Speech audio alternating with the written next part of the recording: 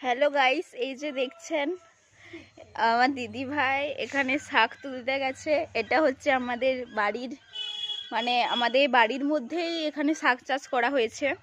এখানে একটু লাফড়ি বা কিছু একটা করা হবে, ওই জন্য শাক তুলতে গেছে। এই যে দেখতেই পাচ্ছেন শাক তুলছে।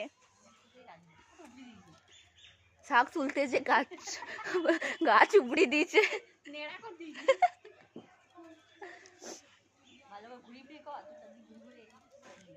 এই যে দেখো এখানে আমাদের গাঁদা গাছ চাষ হয়েছে, তার মাঝেই গাঁদা গাছ ফুলের মাঝে এখানে একটা বাড়ি, ওই বাড়িতে তুলছে। পেছনে আবার পেঁয়াজ হয়েছে চাষ। এই যে দেখতে পাচ্ছ বেগুন গাছ, এই যে একটা বেগুনও ধরেছে, ছোট্ট হয়েছে বেগুনটা।